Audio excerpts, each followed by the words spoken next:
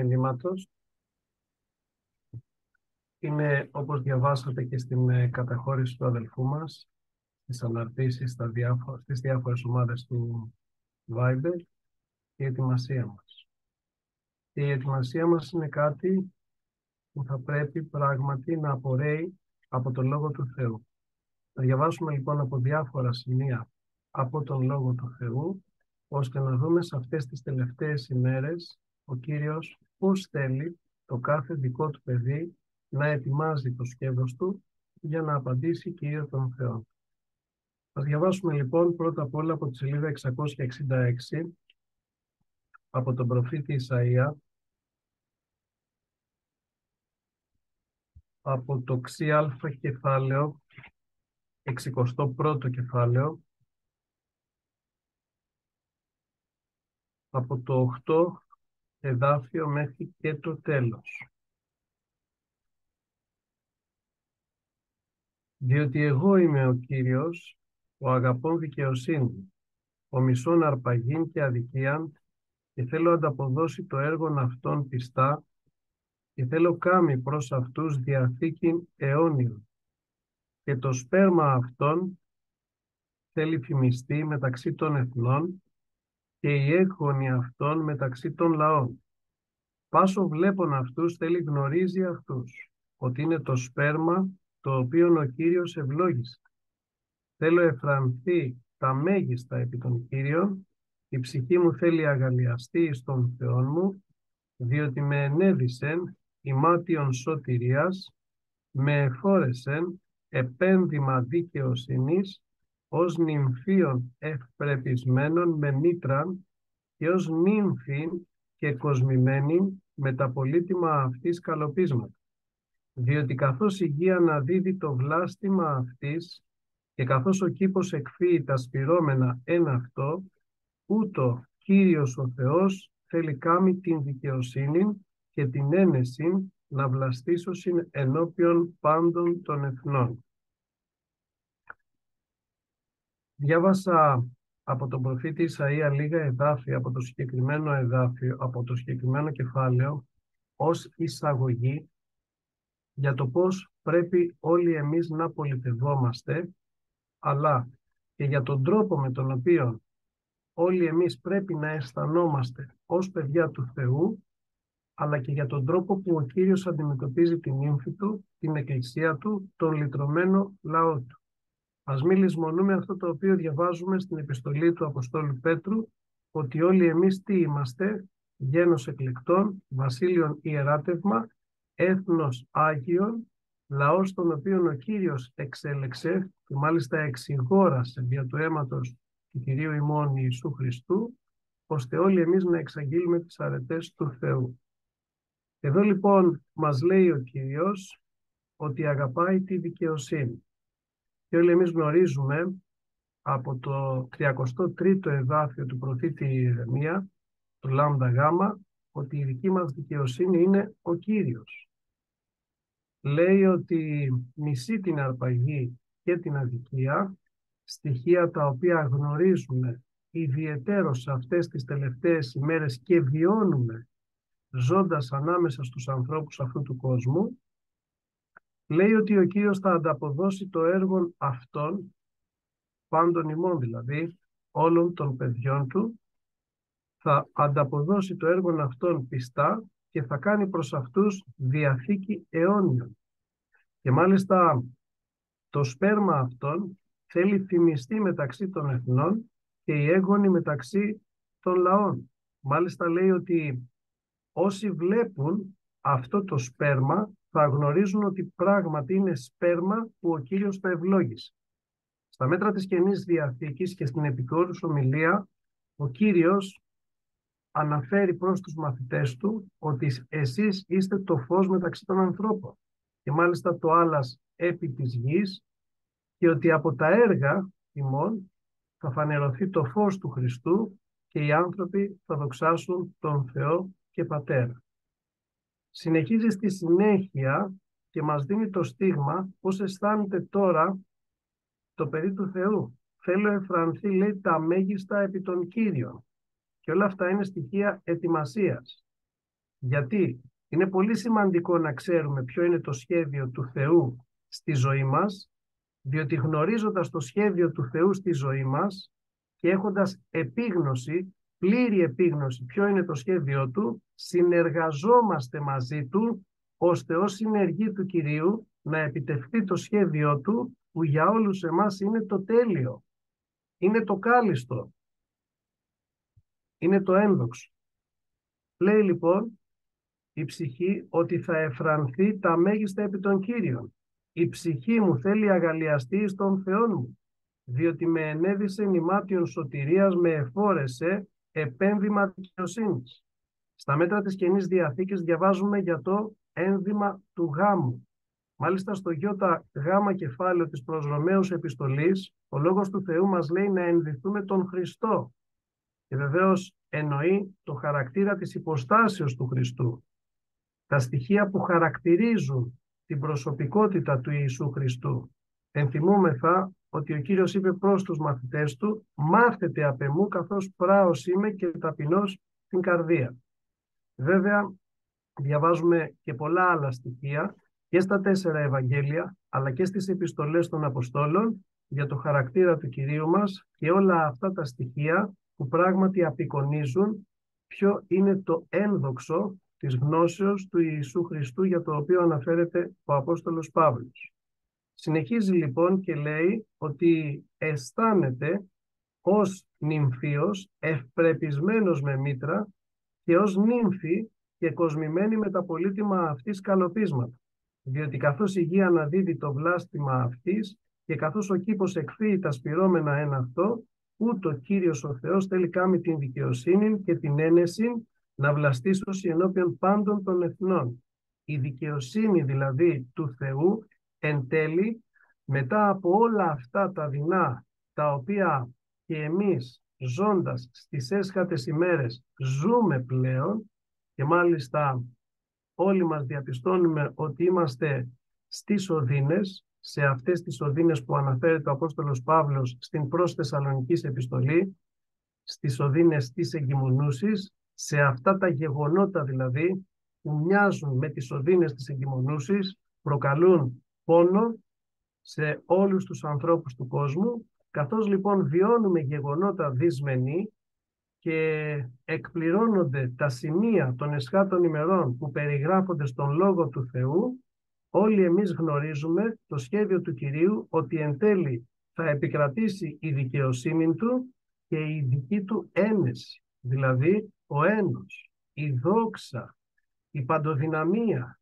η μεγαλοπρέπεια, η πανσοφία του Κυρίου μας εν τέλει θα επικρατήσει και θα βλαστήσει, λέει, ενώπιον πάντων των εθνών.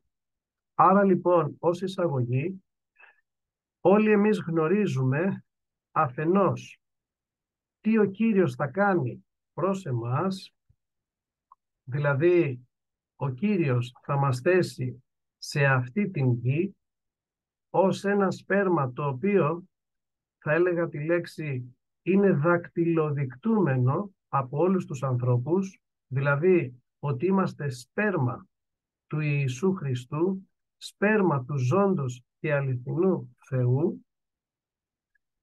Θα διαφημίσει, θα φημιστεί, λέει, μεταξύ των εθνών από τα έργα μας, αυτό που είπαμε ότι αναφέρει ο Λόγος του Θεού στην επιτόρησο ομιλία, θα φανερωθούν τα έργα του Θεού και το φως του μέσα από τα δικά μας έργα, από το πολίτευμά μας, ως φως και αλάτι επί της γης, και θα δοξάσουν τον Θεό. Αλλά και από την άλλη πλευρά, όλοι εμείς θα αισθανόμαστε αγαλίαση, και μάλιστα την αγαλίαση της σωτηρίας που ο Κύριος θα μας χαρίσει, και θα ενδυθούμε αφενός το ημάτιον της σωτηρίας, αφετέρου δε το επένδυμα της δικαιοσύνης. Αναλαμβάνω ότι στην Καινή Διαθήκη αναφέρει το ένδυμα του γάμου, και βέβαια για την ένδυση ο Λόγος του Θεού μας αναφέρει και την πανοπλία του Θεού.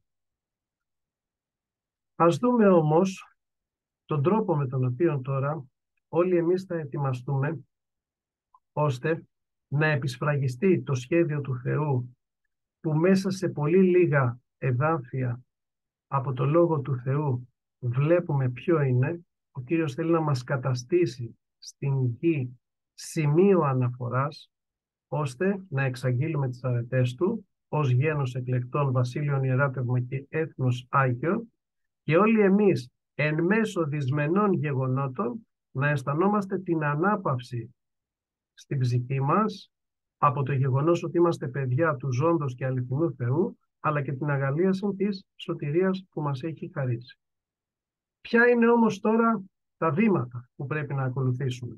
Γιατί ο χριστιανός δεν περιπατεί εν φαντασία, ο χριστιανός δεν περιπατεί βασισμένο στα δικά του νομίζω, στα δικά του πιστεύω, ο χριστιανός δεν υιοθετεί άλλου είδους συνταγές, ο χριστιανός δεν διαβάζει δεκάδες, εκατοντάδες βιβλία προκειμένου να μάθει το θέλημα του Κυρίου μας, αλλά ο χριστιανός οικοδομείται επί των ακρογωνιαίων λίθων που είναι ο Ιησούς Χριστός. Διότι ο Ιησούς Χριστός τι είναι? Ο ενσαρκωμένος Λόγος. Αυτό τον λόγο μας άφησε ο Κύριος ως παρακαταθήκη, και γι' αυτό τον λόγο ο Απόστολος Παύλος λέει προς τον Τιμόθεο: φύλαξον την καλήν παρακαταθήκην δια του πνεύματος του Αγίου του ενοικούντος εν ημί. Αυτού του πνεύματος που ενοικεί μέσα στην ψυχή μας.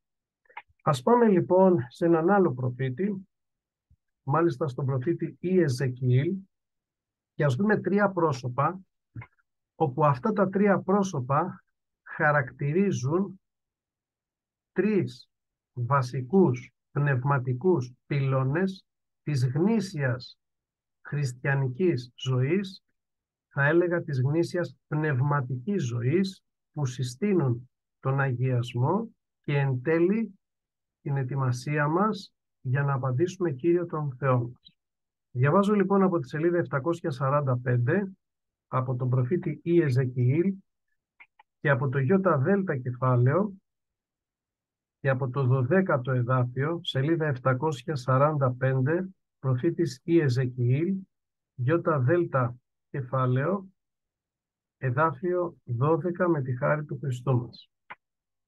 Και έγινε λόγος Κυρίου προς εμέ λέγον: Ιε ανθρώπου, όταν γη της αμαρτήσει εις εμέ, με παράβασιν βαρίαν, τότε θέλω εκτείνει την χείραν μου επ' αυτήν και συντρίψει το υποστήριγμα του άρτου αυτής, και θέλω εξαποστείλει την πείναν εναντίον αυτής και εκόψει άνθρωπον και κτήνος απ' αυτής. Και αν οι τρεις ούτοι άνδρες, Νόε, Δανιήλ και Ιώβ, ήσαν εν μέσω αυτής, μόνοι ούτοι ήθελον σώσει τας ψυχάς αυτών, δια την δικαιοσύνη αυτών, λέγει Κύριος ο Θεός.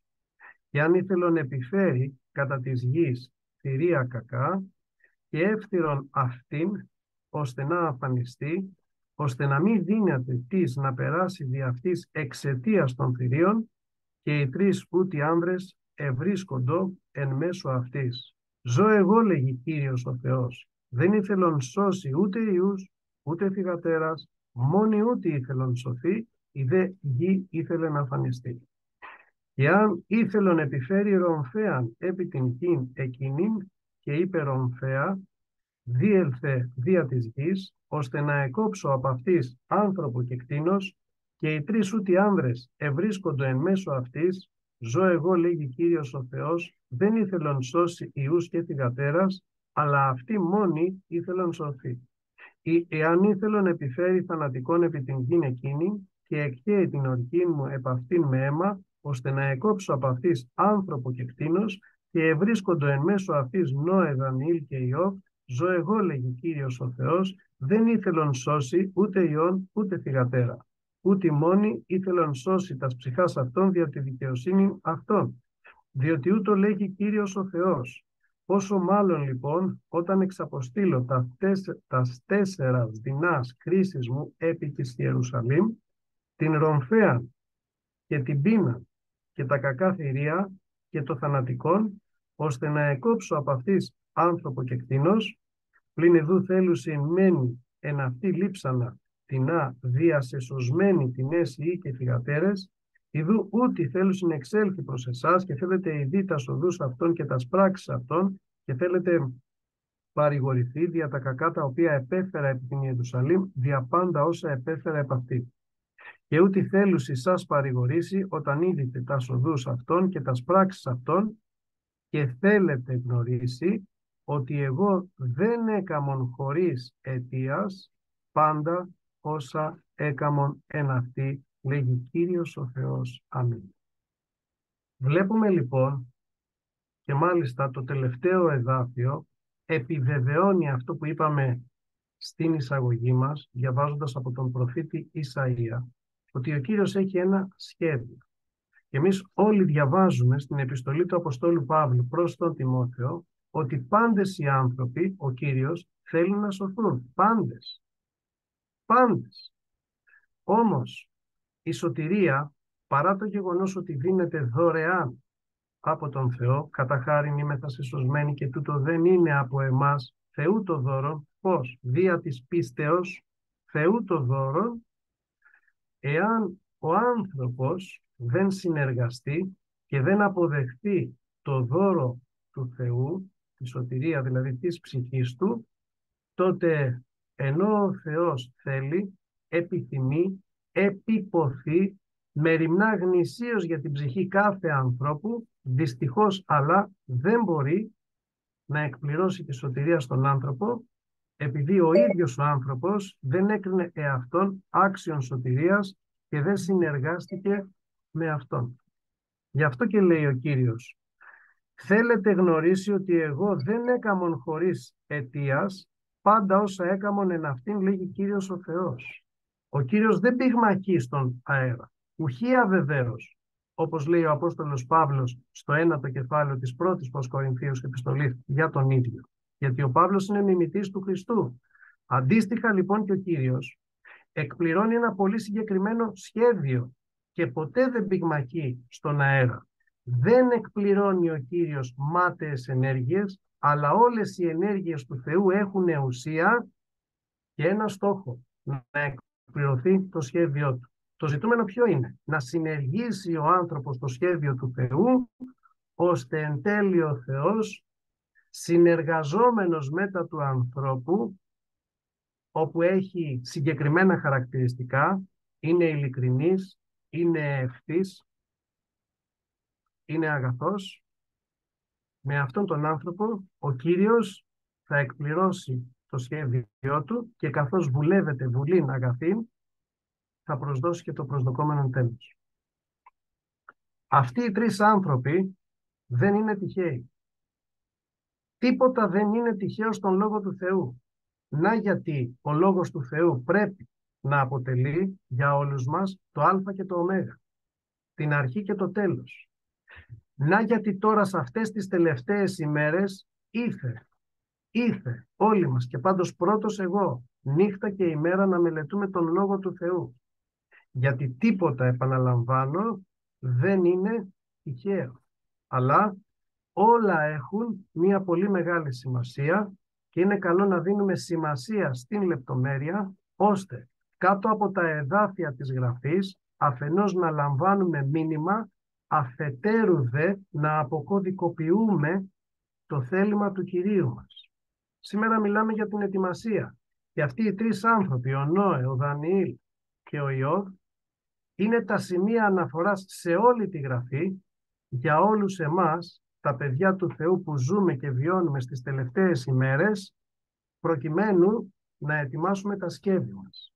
Ο κάθε ένας εξ αυτών των ανθρώπων απεικονίζει κάτι, όπου αυτό το κάτι έχει σχέση με αυτό το οποίο είπαμε στην αρχή, τους τρεις βασικούς πυλώνες της γνήσιας, της αληθινής πνευματικής ζωής. Πάμε λοιπόν να ξεκινήσουμε από τον Νόε. Και το όνομα Νόε, ξέρετε τι σημαίνει? Ανάπαυσης. Και όλοι εμείς είμαστε προσδιορισμένοι εις απόλαυση σωτηρίας.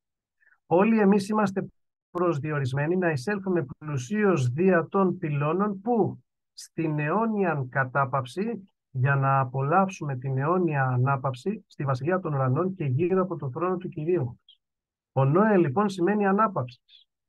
Αυτή την ανάπαυση όλοι εμείς θα τη γευτούμε και σε αυτή την γη, την τρόπο, η ψυχή μας θα αναπαύεται όταν μελετούμε το Λόγο του Θεού και όταν προσευχόμενοι πληρούμεθα Πνεύματος Αγίου, αλλά αυτή την τέλεια ανάπαυση θα την απολαμβάνουμε στους αιώνας των αιώνων γύρω από τον θρόνο του Κυρίου μας. Πώς? Με αυτόν τον τρόπο. Κοιτάξτε να δείτε τι έγινε με τον Νόε. Και μέσα από αυτά τα εδάφια που θα διαβάσουμε, θα τα παραλληλίζουμε με το τι γίνεται σήμερα. Γιατί ο Λόγος του Θεού είναι διαχρονικός. Και ό,τι ίσχυε τότε, ισχύει και σήμερα. Λέει στην 5η σελίδα, στο στίγμα κεφάλαιο,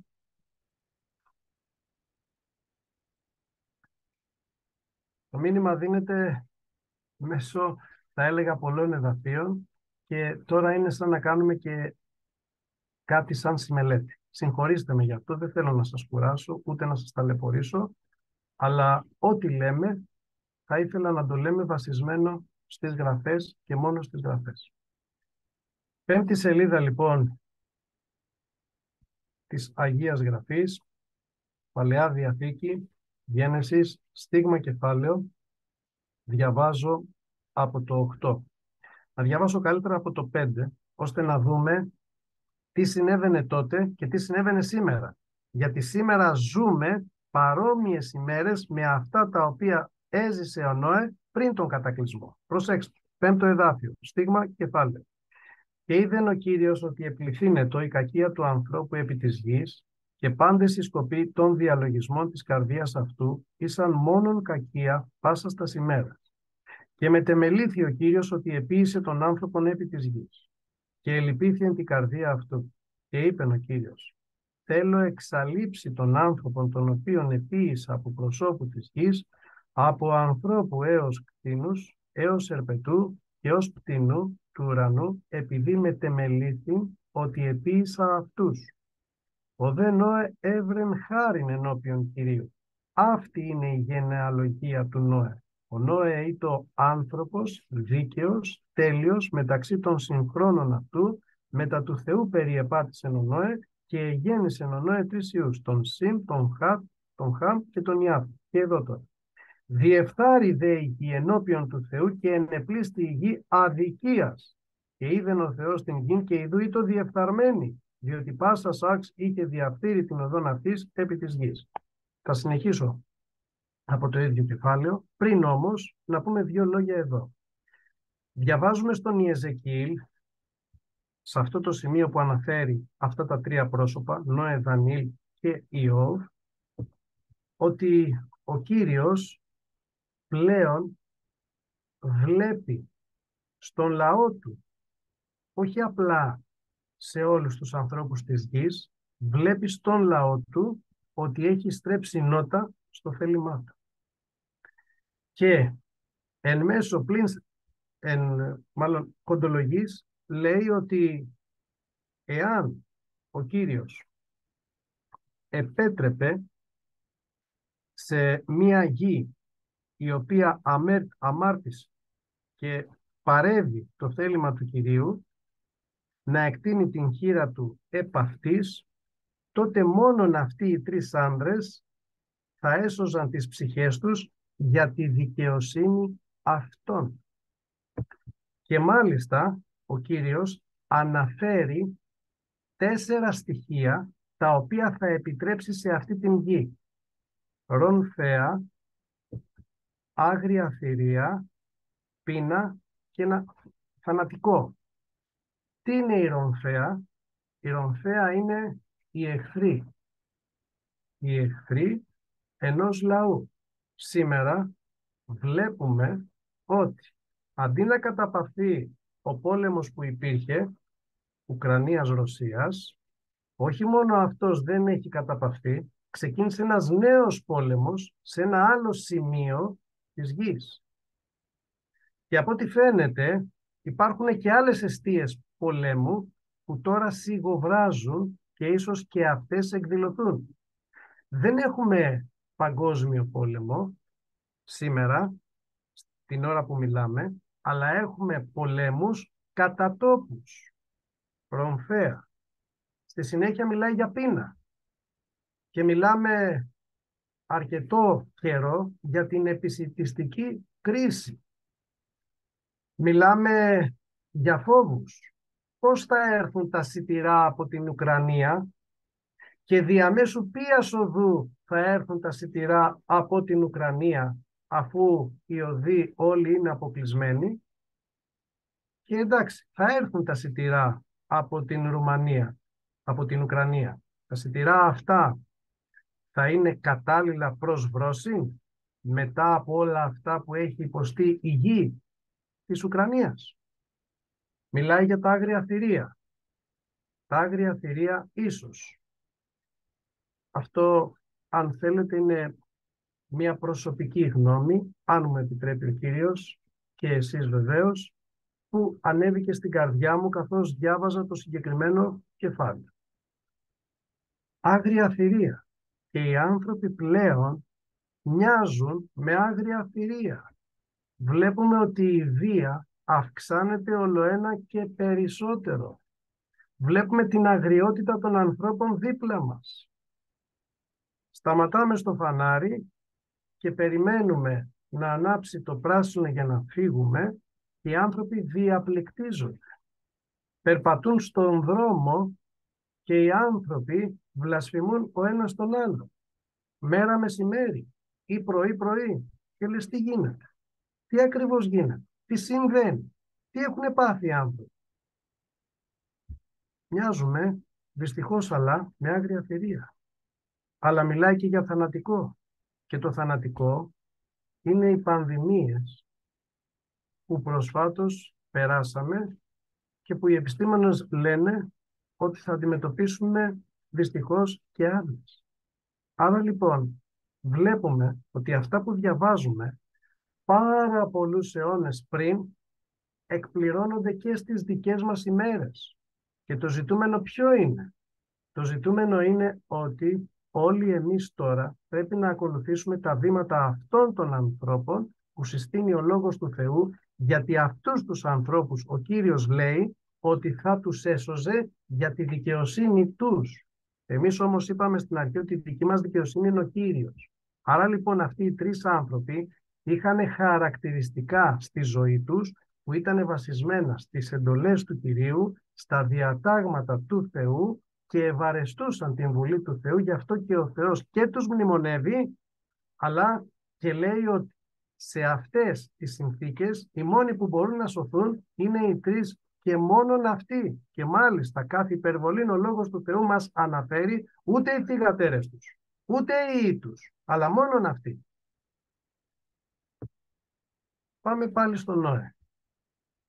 Πριν πω οτιδήποτε, θέλω να σας θυμίσω ότι ο Κύριος ήδη έχει ενεργήσει 2 ημέρες κρίσεως. Η πρώτη είναι η ημέρα του κατακλυσμού και η δεύτερη είναι η ημέρα των Σοδόμων και των Γομόρων. Ποιο ήταν το κοινό στοιχείο και της μίας και της άλλης ημέρας κρίσεως? Το κοινό στοιχείο ήταν ότι και στις 2 περιπτώσεις ο Κύριος είδε ότι η γη ενώπιον αυτού είχε διαφθαρεί. Αυτό δεν το είδε μόνο στα Σόδομα και στα Γόμορα. Καλά, εκεί έγιναν γεγονότα που πραγματικά θα λέγαμε ότι ήταν η εκχύλιση της ασωτείας. Σήμερα όμως η εκχύλιση της ασωτείας έχει φτάσει στο πλήρες. Γιατί? Δεν είναι μόνο ότι κάθε σάρκα έχει διαφθείρει την οδόν αυτής, όπως διαβάσαμε στη Γένεση στην εποχή του Νόε. Δεν είναι μόνο ότι στα Σόδομα και στα Γόμορα υπήρχε η ομοφιλοφιλία σε πολύ έντονο βαθμό και η αμαρτία πράγματι εκπλήρωνε την εκχύλιση της ασωτείας. Σήμερα τα πράγματα είναι ακόμη χειρότερα. Γιατί εγώ θα σας ρωτήσω. Την εποχή των Σοδόμων και των Γομόρων υπήρχε τρίτο φυλό. Την εποχή των Σοδόμων και των Γομόρων επισφραγιζόταν η αμαρτία ως αγαθόν, ως καλόν. Σήμερα επισφραγίζεται δια νόμου η αμαρτία ως καλόν. Και όχι μόνο αυτό. Προσπαθούν να μας πείσουν ότι το μαύρο είναι άσπρο. Και αν επιμένεις, Λευτέρη, ότι το μαύρο είναι μαύρο, το μαύρο απεικονίζει στην αμαρτία, τότε θα έχεις και κυρώσεις. Αυτό δεν είχε γίνει ποτέ μέχρι τώρα. Ούτε πριν τις 2 ημέρες της κρίσεως. Άρα λοιπόν βλέπετε ότι η Γραφή επιβεβαιώνεται και ότι ζούμε πλέον και πάλι μία κατάσταση πριν γίνει αυτό που όλοι εμείς τα παιδιά του Θεού προσδοκούμε, μάλλον δε και επιποθούμε. Επιποθώ σημαίνει πόθος διακαής, λαχτάρα. Ποια είναι η λαχτάρα μας? Ήθε να είναι αυτή η λαχτάρα μας. Ήθε να είναι αυτός ο διακαής μας πόθος. Να έρθει ο Κύριος να μας παραλάβει, αδελφοί. Να έρθει ο Κύριος να μας παραλάβει. Ο διακαής μας πόθος δεν είναι οι διακοπές. Δεν είναι η καριέρα. Δεν είναι η άνετη ζωή. Δεν είναι τίποτα από όλα αυτά που συστήνουν γη και επίγειο φρόνημα. Ο διακαής πόθος μας είναι να έρθει ο Χριστός μας. Δεν έχουμε πόλη διαμένουσαν, αλλά τη μέλουσαν επιθυμούμε. Και θέλουμε να πάμε να ζήσουμε στην πόλη των εορτών ημών, στην Άνω Ιερουσαλήμ, σε αυτή την πόλη που ο Κύριος ετοίμασε για τους ειδικούς του. Λέει λοιπόν, στην 6η σελίδα πια, του βιβλίου της Γένεσης, είπεν ο Θεός προς τον Νόε, το τέλος πάσης σαρκός ήλθεν ενώπιόν μου, διότι η γη είναι πλήστη αδικίας από αυτόν και ιδού θέλω εξολοθρεύσει αυτούς και την γη. Ξεκάθαρα πράγματα. Κάμε σε αυτόν κυβωτών εξήλο γόφερ. Εξ όσων έχω διαβάσει, τα ξύλα γόφερ είχαν ρητίνη, ήταν ρητινοφόρα. Πιθανότατα αυτό το συστατικό να βοηθούσε στη στεγανότητα του υποκατασκευή πλοίου, της υποκατασκευή κυβωτού. Πάντως, για το θέμα της κυβωτού έχουν εκφραστεί άνθρωποι που είχαν σχέση με την ναυπηγική τέχνη και την ναυσιπλοεία ότι είναι ίσως το καλύτερο ναυπηγικό κατασκεύασμα. Πώς εκπληρώθηκε αυτό? Ο Νόε ήταν ναυπηγός. Ο Νόε είχε σπουδάσει την ναυπηγική τέχνη. Όχι. Εκπληρώθηκε γιατί ο Νόε ακολούθησε πιστά ποιον? Τον Κύριο όλων των δυνάμεων. Μάλιστα ο Αβραάμ, διαβάζουμε στην επιστολή προς Εβραίους, στο ΙΑ κεφάλαιο,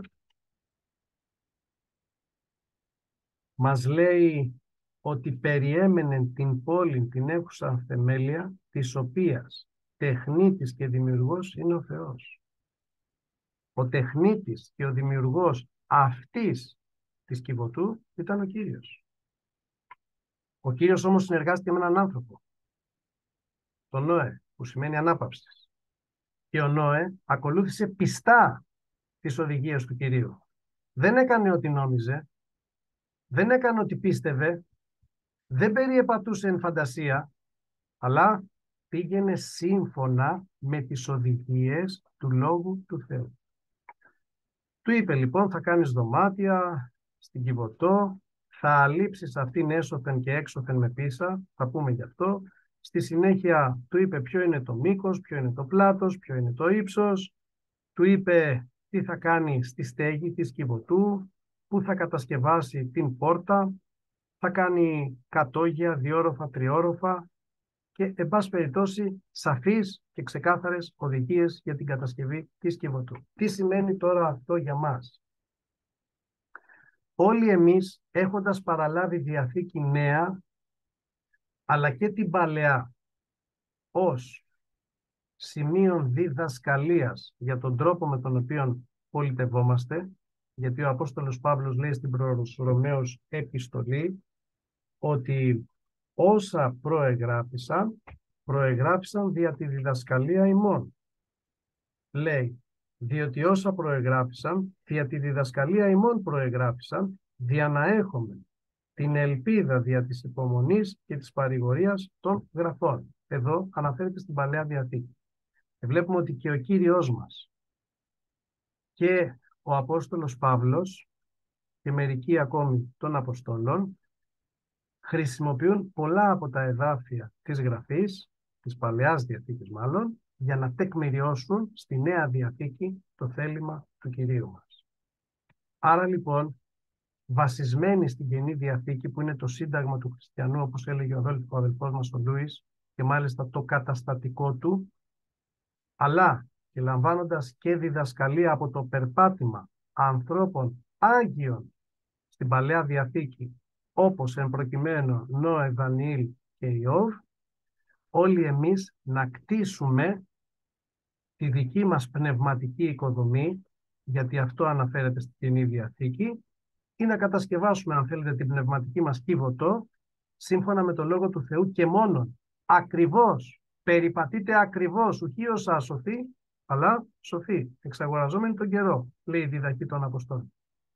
Τι σημαίνει τώρα ο Νόε για εμάς? Ο Νόε για εμάς σημαίνει αγιασμός.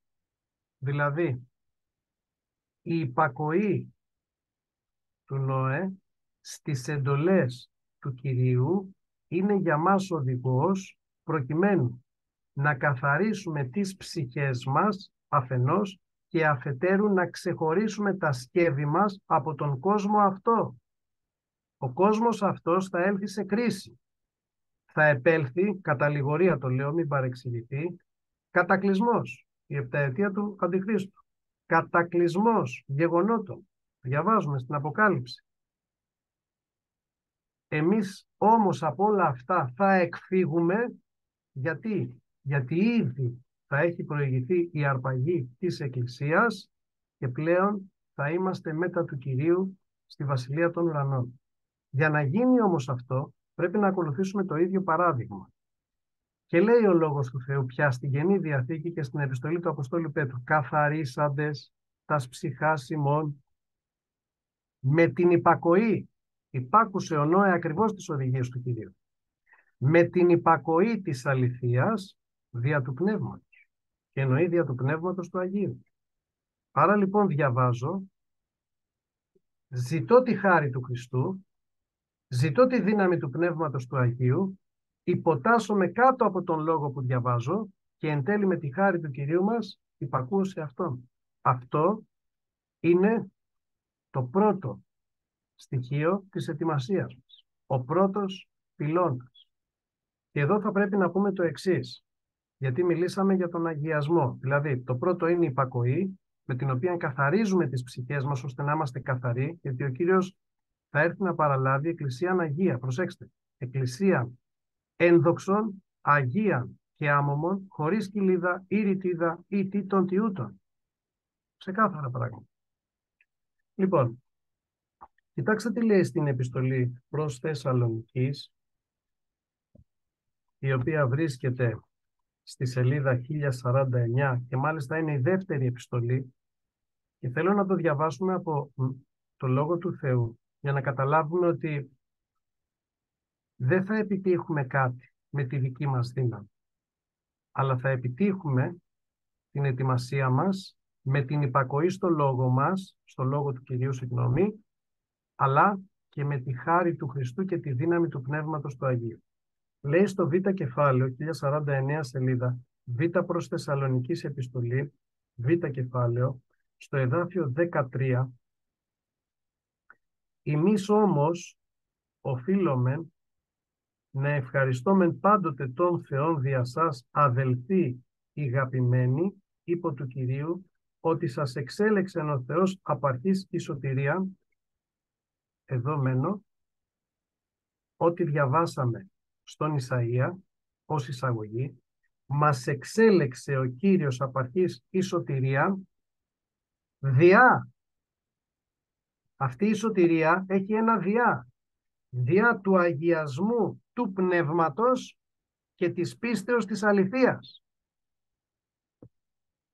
Η σωτηρία χαρίζεται. Είναι δώρον από τον Θεό. Πώς όμως θα διατηρηθεί αυτή η σωτηρία τη στιγμή που ο Απόστολος Παύλος στην προς Φιλιππισίους επιστολή μας λέει κατεργάζεστε, όχι απλά εργάζεστε, ο Βάμβας λέει εργάζεστε. Το κατεργάζεστε σημαίνει επιμέλεια, σημαίνει με όλη μου την καρδιά, σημαίνει μεράκι, σημαίνει είμαι εκεί. Κατεργάζομαι την εαυτόν σωτηρία μετά φόβου και τρόμου. Μη μας φοβίζει η λέξη φόβος. Η λέξη φόβος Θεού σημαίνει βαθύ σεβασμό στο πρόσωπο του Κυρίου.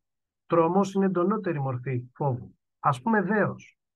Με βαθύ σεβασμό στο πρόσωπο του Κυρίου και δέος, σε ποιον? Στον Κύριο όλων των δυνάμεων, εργάζομαι τη σωτηρία της ψυχής μου.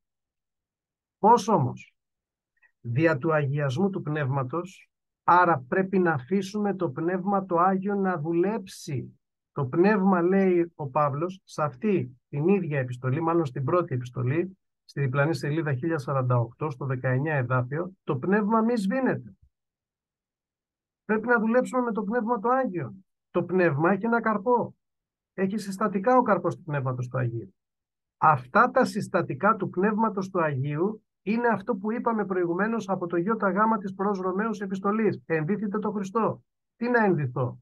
Ενδύσου όλα αυτά τα χαρακτηριστικά του καρπού του Αγίου Πνεύματος, γιατί αυτά τα χαρακτηριστικά είναι στοιχεία του χαρακτήρος της υποστάσεως του Χριστού.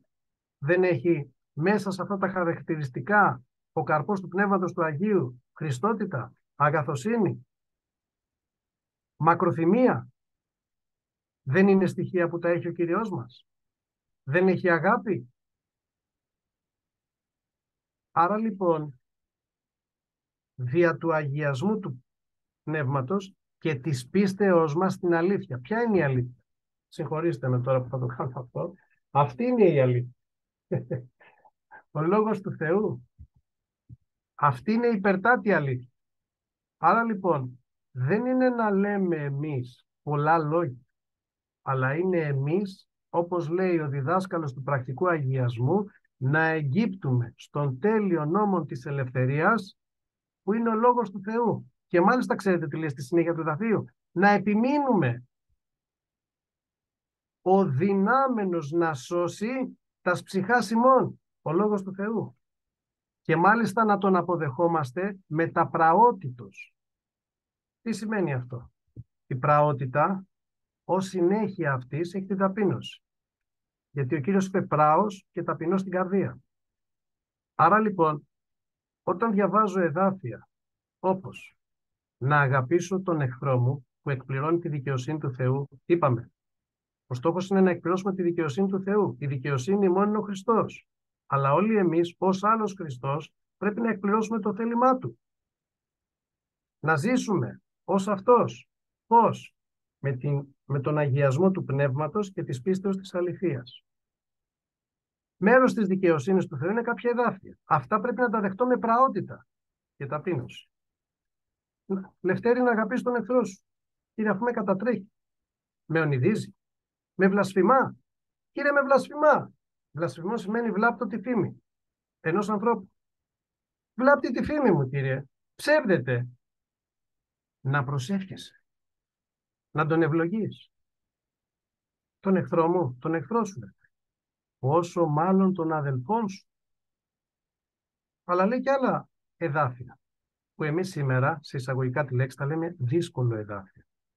Μήτηρ μου και αδελφός μου είναι ως της κάμη το θέλημα του Θεού. Έτσι είπε ο Κύριος στους ανθρώπους αυτούς που του είπανε, σε περιμένει η μητέρα σου και τα αδέλφια σου. Λέει, μήτηρ μου και αδελφοί μου είναι όλοι αυτοί εδώ που κάνουν το θέλημα του Κυρίου, του Πατέρα. Είπε και άλλα εδάφια, που όπως είπα προηγουμένως, λέμε εμείς σήμερα, σε εισαγωγικά δύσκολα εδάφια. Αυτά όμως τα εδάφια εκπληρώνουν τη δικαιοσύνη του Θεού. Γιατί η δικαιοσύνη του Θεού είναι αυτή που εφόσον την εκπληρώσουμε με τη χάρη του Χριστού, με τον αγιασμό του Πνεύματος του Αγίου και με την πίστη μας στο λόγο της αληθείας, θα ενδυθούμε και το επένδυμα της δικαιοσύνης και το ημάτιο της σωτηρίας.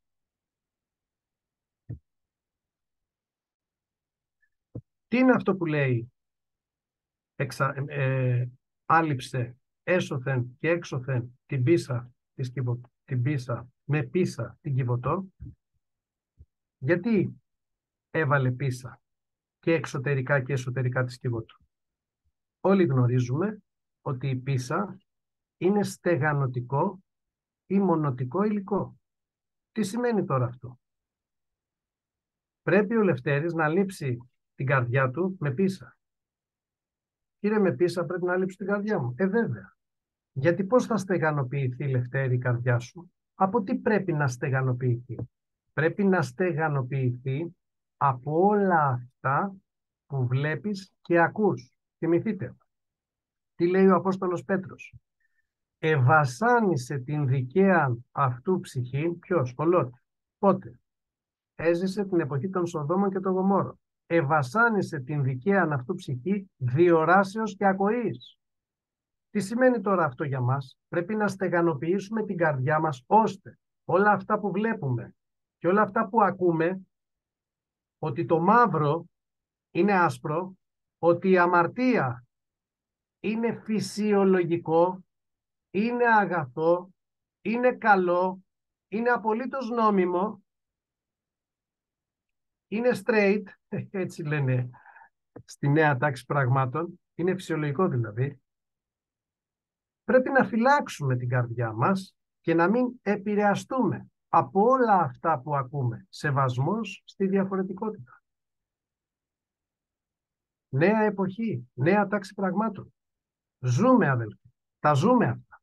Και αυτά τα έχει προβλέψει ο Λόγος του Θεού και τα έχει προγράψει ο Λόγος του Θεού για να τα διαβάζουμε εμείς σήμερα, ώστε, όπως λέει και ο Απόστολος Πέτρος, να έχουμε βεβαιότερον των προφητικών λόγων ως λίχνο φέγγοντα εις τόπο σκοτεινό. Δεν είναι σκοτεινός ο τόπος που ζούμε? Τότε γιατί ο Κύριος μας λέει ότι είμαστε φως αναμέσων των ανθρώπων? Και γιατί ο Απόστολος Παύλος λέει φωστήρες λάμποντες εν μέσω γενεάς σκολιάς και διεφθαρμένης? Άρα λοιπόν, πολύ μεγάλη προσοχή, πρώτον, στο να υπακούμε τον Λόγο του Θεού, και για να υπακούσω στον Λόγο του Θεού, πρέπει πρώτα να ακούσω τον Λόγο του Θεού, να τον πιστέψω και εν συνεχεία να υπακούσω. Ο Λόγος της αληθείας. Δια της ακοής έρχεται η πίστη. Δια της υπακοής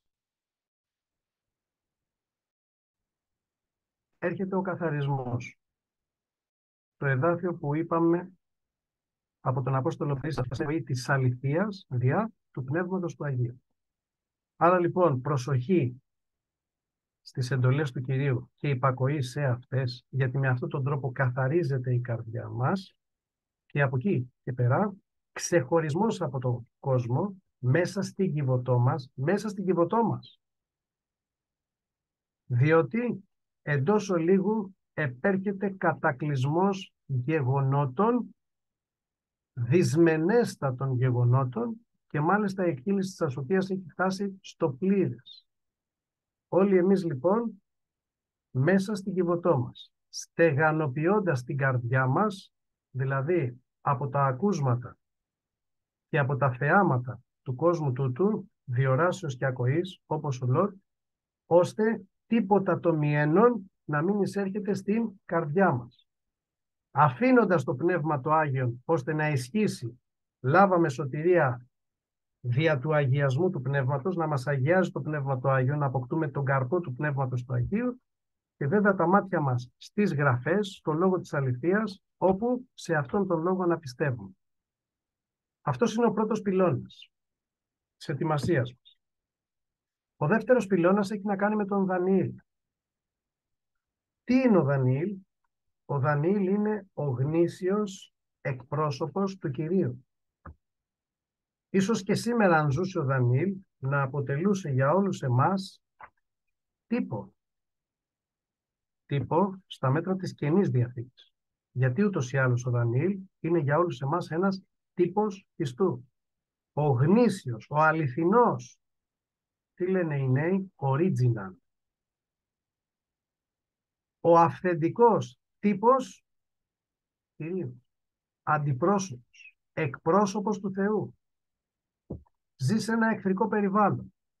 Αυτός ο κόσμος για μας δεν είναι ένα εχθρικό περιβάλλον?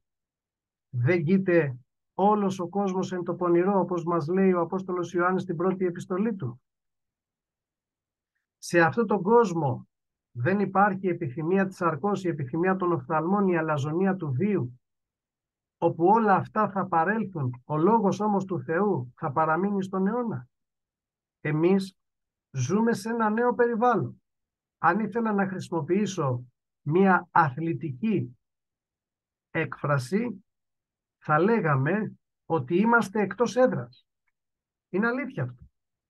Γι' αυτό και ο Πέτρος λέει παρεπίδημοι σε αυτή την γη.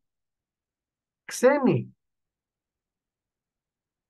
Ένα συγκεκριμένο χρονικό διάστημα. Ο κόσμος αυτός είναι αφιλόξενος. Ο Δανιήλ όμως μένει σταθερός, γιατί έχει μέσα του γνήσια και αληθινά Θεό. Καλείται να λάβει από τα εδέσματα του βασιλέως, τα οποία τι είναι? Είναι προϊόντα ειδωλολατρικών θυσιών. Προσέφεραν σε είδωλα, σε ξένους θεούς, σε τοτέμ. Και τις θυσίες αυτές, ζωοθυσίες δηλαδή, στη συνέχεια τις χρησιμοποιούσαν ως φαγητό για να τραφεί και το βασιλικό παλάτιο, αλλά και οι εχμάλωτοι από τον Ιούδα, στη Βαβυλώνα. Ο Δανιήλ όμως λέει, δεν θα μιάνω την ψυχή μου, τρώγοντας ειδωλόθητα, μένοντας στο Μωσαϊκό νόμο. Βρίσκει χάριν από τον Θεό, βρίσκει χάρη παρανθρώπης και τελικά τρέφεται με όσπρια, αφού συνένεσε και ένας από τους αξιωματίκους του Ναβουχοδονόσορα. Αλλά αυτό ήταν η χάρις του Θεού. Βλέπετε, όταν υπάρχει επιθυμία, λαχτάρα, να πράξουμε το θέλημα του Θεού, ο Θεός συνενεί, συνευδοκεί και μεταστρέφει και τις καρδιές ανθρώπων που ζουν σε αυτό το αφιλόξενο περιβάλλον, ενώ μπορεί να έχουν αγνωσία Θεού. Τι βλέπει ο Θεός? Τον πόθο, την καρδιά του Δανιήλ. Θέλω να εκπληρώσω το θέλημα του Θεού ως γνήσιος αντιπρόσωπός του, ως γνήσιος εκπρόσωπός του. Τι είπαμε προηγουμένως? Ποστήρας λάμποντας εν μέσω γενεάς, σκολιάς και διεφθαρμένης. Και συμφώνησε. Εάν το μάθαινε αυτό ο Ναβουχοδονόσορας για τον αξιωματούχο του, τι θα έκανε? Τι θα έκανε? Την επόμενη μέρα θα αποκεφαλιζόταν ή θα τον κρέμαγε. Και τελικά και ο Δανιήλ. Δανιήλ τι σημαίνει? Ο Κύριος είναι ο κριτής μου. Αυτό πρέπει να είναι το φρόνημά μας σε αυτές τις τελευταίες ημέρες. Αδελφοί, σε αυτές τις τελευταίες ημέρες είναι πολύ πιθανό και εμείς να έχουμε ένα κόστος στη ζωή μας. Να αποδώσουμε ένα τίμημα και να ζήσουμε στιγμές που πράγματι θα πρέπει να υψώσουμε το λόγο της αληθείας. Και αυτό να έχει κόστος. Τίμημα. Γιατί όσοι θέλουν να ζήσουν ευσεβώς, θέλουν διωχθεί. Ζούμε στις ημέρες που κτίζεται το κράτος του Αντιχρίστου. Και αυτό πρέπει όλοι μας να το συνειδητοποιήσουμε. Και ένα από τα χαρακτηριστικά της πλήρωσης του Πνεύματος του Αγίου ή του Πνεύματος του Αγίου, ξέρετε τι είναι? Πέραν από τον καρπό που είπαμε προηγουμένως. Δεν ελάβαμε πνεύμα δειλίας, αλλά πνεύμα δυνάμεως, αγάπης και σοφρονισμού. Δηλαδή η δύναμη του Πνεύματος του Αγίου μας δίνει τι? Παρησία, θάρρος. Να γιατί χρειάζεται να πλεονόμαστε στο Άγιο Πνεύμα. Θυμηθείτε 4ο κεφάλαιο Πράξεις των Αποστόλων. Διωκόμενη ήταν η Εκκλησία. Αλλά η Εκκλησία συνενωμένη, πληρούμενη στο Πνεύμα του Άγιον, τι έλεγε?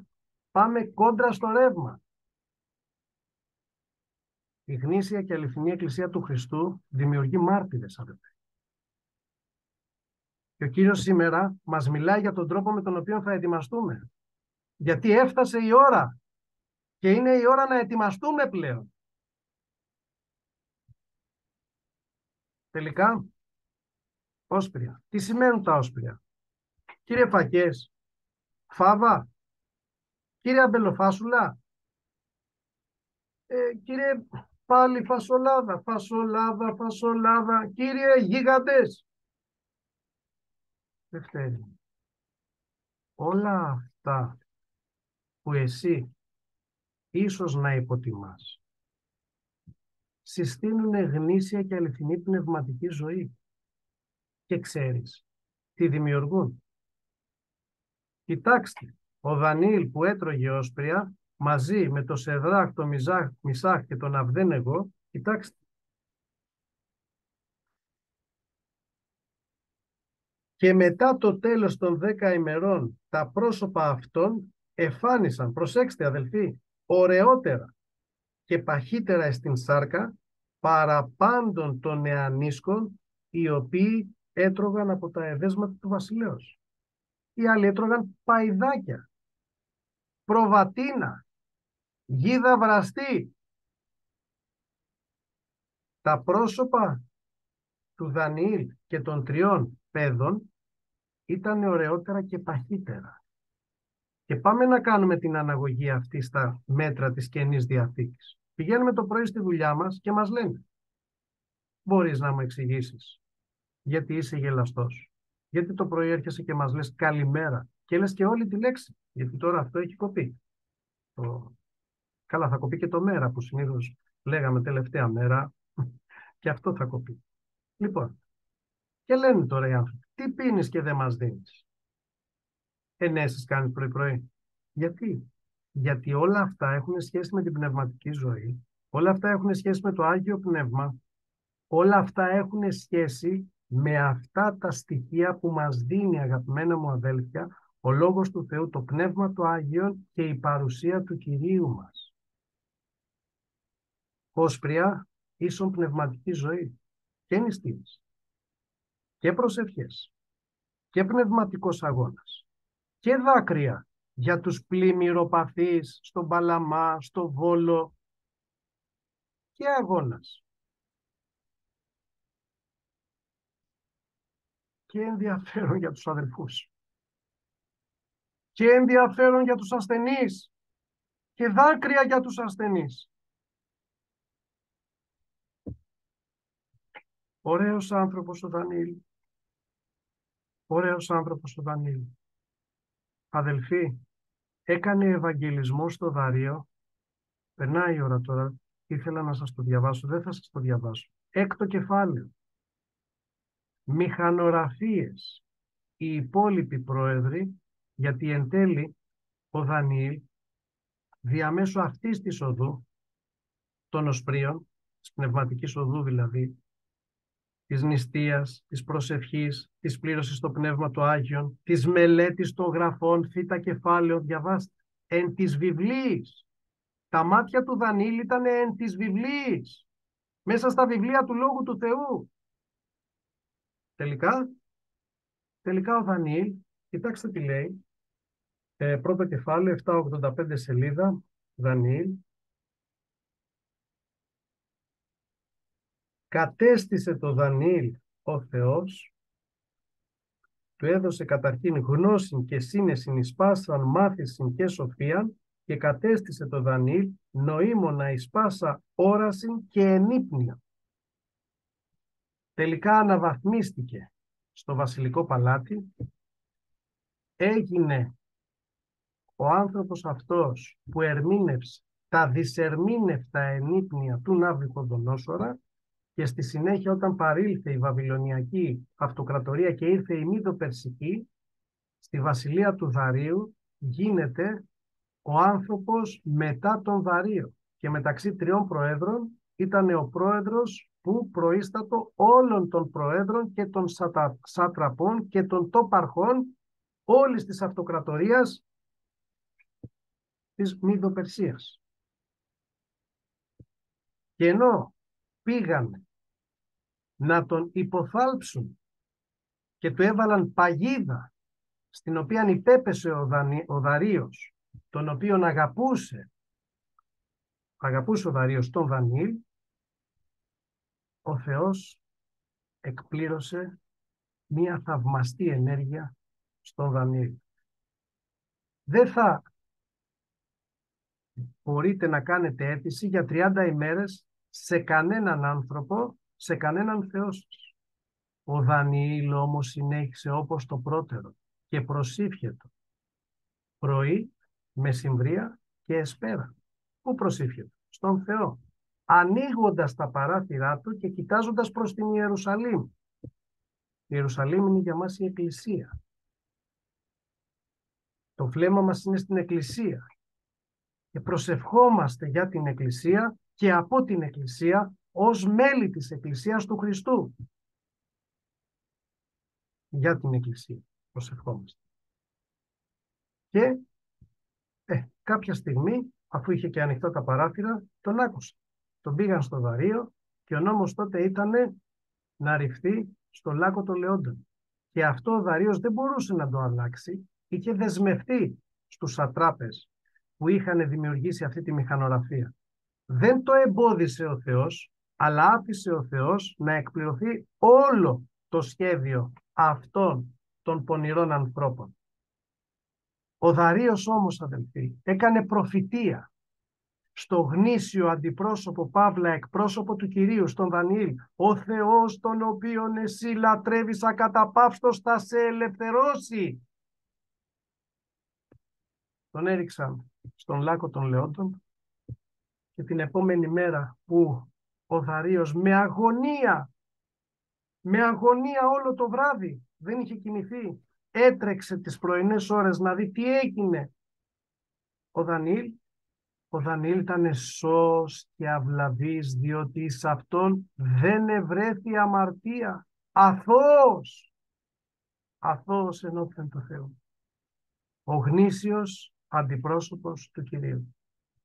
Αυτό είναι για όλους εμάς ο τύπος του γνήσιου και αληθινού χριστιανού στις ημέρες μας. Δηλαδή, τρεφόμενοι με όσπρια, πνευματική ζωή, υψώνοντας τον Λόγο του Θεού με παρησία σε αυτό το περιβάλλον που ζούμε της αιχμαλωσίας. Γιατί ο Δανιήλ ήταν σε αιχμαλωσία. Σε αυτό το αφιλόξενο περιβάλλον, το εχθρικό περιβάλλον, το εκτός έδρας περιβάλλον, να υψώνουμε τη σημαία του Πνεύματος του Αγίου, να υψώνουμε την ομολογία μας, να υψώνουμε τον λόγο της αληθείας, αφού εμείς πρωτίστως τον πιστεύουμε και αγωνιζόμαστε να τον εκπληρώνουμε με τη χάρη του Χριστού και τη δύναμη του Πνεύματος του Αγίου, ώστε φωστήρες λάμποντες εν μέσω γενεάς σκολιάς και διεφθαρμένης. Και θυμηθείτε, η ομολογία μας είναι σωτηριακό στοιχείο. Γιατί όποιος εντραπεί να με ομολογήσει έμπροσθεν των ανθρώπων, και εγώ, είπε, δεν θα τον ομολογήσω, ο Κύριος μας ενώπιον του Πατέρα. Άρα λοιπόν, ο δεύτερος μεγάλος πυλώνας. Υπακοή, αγιασμός, Νόε, ίσον ανάπαυσης όμως στη βασιλεία των ουρανών, γνήσιος αντιπρόσωπος, εκπρόσωπος του Θεού, ο Δανιήλ, που σημαίνει ο δίκαιος κριτής. Ποιος θα μας κρίνει? Θα μας κρίνουν οι άνθρωποι αυτοί που έχουν διαστρεβλώσει την αλήθεια και πλέον τους νόμους? Καθώς η δικαιοσύνη των ανθρώπων ομοιάζει με βρώμικο ρούχο, ρυπαρόν ημάτιο, ως ακάθαρτον δράκος. Κύριος είναι ο κριτής μας. Σε αυτόν, αδελφοί, θα απολογηθούμε. Βεβαίως, αυτό μπορεί να έχει τίμημα. Και τρέμω που τώρα σας το λέω, αδελφοί. Μακάρι να αποκτήσω αυτή την παρησία. Γιατί είναι πιθανόν σε αυτές τις ημέρες να κληθούμε κι εμείς να ρηχτούμε στο Λάκκο των Λεόντων. Και το τρίτο στοιχείο που συστήνει η ετοιμασία μας, ο τρίτος πνευματικός πυλώνας, είναι ο Ιώβ. Ιώβ σημαίνει καταδιωκόμενος. Μήπως και εμείς δεν είμαστε καταδιωκόμενοι από τα δυσμενή γεγονότα, αλλά και από όλες αυτές τις δοκιμασίες του παρόντος καιρού? Γι' αυτό και λέει η διδαχή των Αποστόλων, και μάλιστα ο Απόστολος Παύλος, τα παθήματα του παρόντος καιρού δεν είναι άξια να συγκριθώσει με την δόξα τη μέλουσα να αποκαλυφθεί εις ημάς. Και βέβαια αυτό μας θυμίζει πάρα πολύ τον Δανιήλ, αλλά και τον Νόε. Ο Ιώβ, καταδιωκόμενος, είπαμε ότι σημαίνει, είναι για μας ένα παράδειγμα. Ιώβια υπομονή. Αδελφέ, εντάξει όλα αυτά. Αλλά εγώ αντιμετωπίζω οικονομικά προβλήματα. Αλλά εγώ αντιμετωπίζω προβλήματα ασθενείας. Αλλά εγώ αντιμετωπίζω προβλήματα οικογενειακά, προσωπικά. Είμαι μόνος, αδελφέ. Είμαι μόνη, αδελφέ. Τη μοναξιά μου πώς θα την αντιμετωπίσω? Τι θα κάνω με όλα αυτά? Και όλα αυτά είναι ύπαρκτα. Όλα αυτά τα ακούμε και για όλα αυτά συμπονούμε και συμπάσχουμε. Όμως, ο Λόγος του Θεού μας λέει, εγώ είμαι ο παρηγορών ημάς, ο πατήρ των νηκτηρμών και ο Θεός πάσης παρηγορίας. Δεν είναι ότι έχασε τα παιδιά του. Έχασε τα παιδιά του, αδελφέ. Δεν είναι ότι έχασε το γιος του. Έχασε και την υγεία του. Και προσέξτε, ενώ έχασε την υγεία του, έρχεται η βοηθός του, αυτή η βοηθός, να πούμε σε εισαγωγικά, και του λέει βλασφήμισε τον Θεό και πέθανε. Πέστε μου, τι θα κάνατε στη θέση του Ιώβ? Ας ταυτιστούμε λίγο με τον Ιώβ. Γιατί πολλές φορές, και εγώ το έχω πει, αδελφέ, και τώρα τελευταία το είπα πολλές φορές, Κύριε σε απόγνωση, Κύριε σε απελπισία, Κύριε σε απογοήτευση, Κύριε δεν δύναμε άλλο, Κύριε στενάμιν πανταχώθεν. Τι θα κάναμε στη θέση του Ιώβ? Χωρίς παιδιά, χωρίς βιος και με μία γυναίκα που είναι απέναντί μας. Και σαν να μην έφταναν όλα αυτά, συγχωρήστε με για την έκφραση, το κερασάκι της τούρτας. Οι τρεις φίλοι του πήγαν να τον παρηγορήσουν. Τι να πω? Διαβάζουμε το βιβλίο του Ιώβ και βλέπουμε.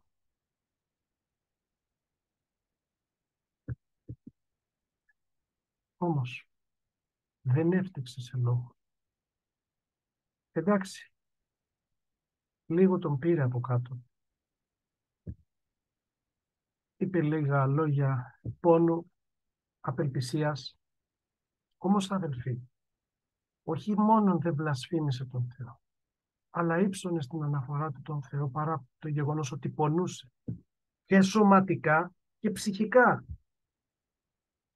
Ξέρεις τι είναι να πονάει το σώμα σου αλλά και η ψυχή σου? Έχεις χάσει τα παιδιά σου. 10 παιδιά είχε ο Ιώβ, τα έχεις χάσει.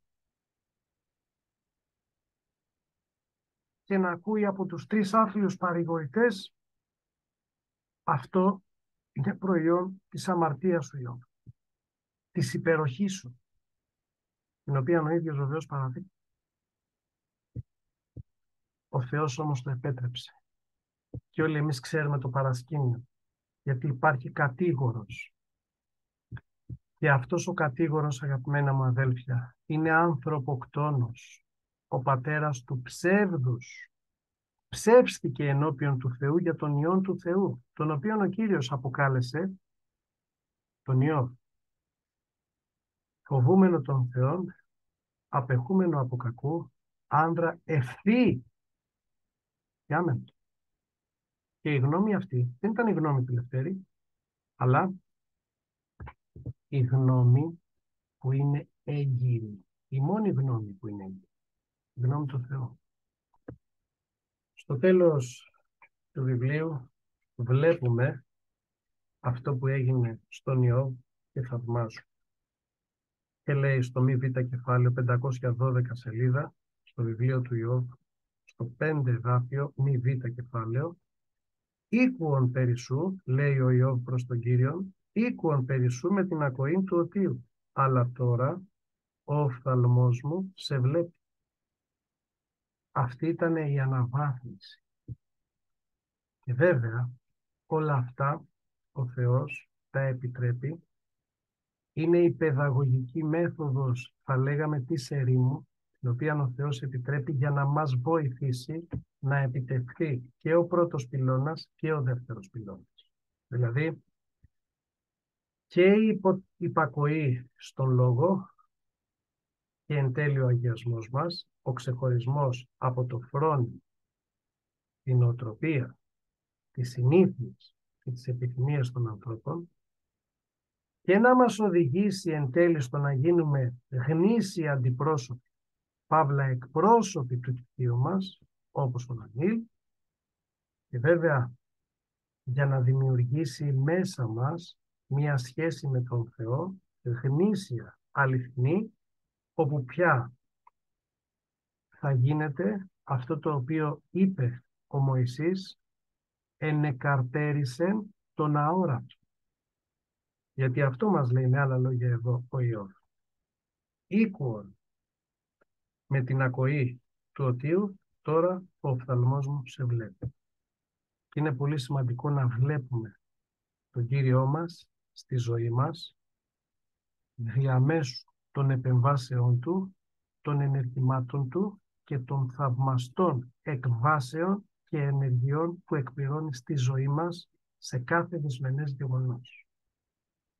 Ο Ιώβ εν τέλει αποκαταστάθηκε και ευλόγησε ο Κύριος τα έσκατα του Ιώβ, περισσότερο σημαίνει το μάλλον, παρά τα πρώτα, ώστε απέκτησε 14.000 προβάτων, 6.000 καμήλους, εντάξει, όλα αυτά που έχουν σχέση με το βιός του, και γεννήθησαν εις αυτόν 7 ιοί και 3 θυγατέρες. Και μάλιστα λέει για τις θυγατέρες ότι δεν ευρίσκονται εφόλεις της γης γυναίκες ωραίες όπως οι θυγατέρες του Ιώβ. Βλέπετε, γιατί σημασία για τον Θεό έχει το τέλος της υποθέσεως. Και το τέλος της υποθέσεως είναι να εισέλθουμε πλουσίως στην αιώνια κατάπαυση και να ζήσουμε μετά του Κυρίου, απολαμβάνοντας εις τους αιώνας των αιώνων αιώνια ανάπαυση επί τας ψυχάς ημών. Αυτή λοιπόν είναι η ετοιμασία που όλοι εμείς οφείλουμε να εκπληρώνουμε με τη χάρη του Χριστού, με τη δύναμη του Πνεύματος του Αγίου, με το λόγο της αληθείας, και διαμέσου αυτής της ετοιμασίας εν τέλει όλοι εμείς να ενδειχθούμε το ένδυμα του γάμου μας. Και κλείνω με αυτό το εδάφιο που διαβάζω από τον Εκκλησιαστή. Ας ακούσουμε το τέλος της όλης υποθέσεως. Φοβού των Θεών και φύλατε τα εντολάς αυτού, επειδή τούτο είναι το παν του ανθρώπου. Διότι ο Θεός τελειφέρει εις κρίση, παν έργων, παν κρυπτών, είτε αγαθών, είτε πονηρών. Αμήν.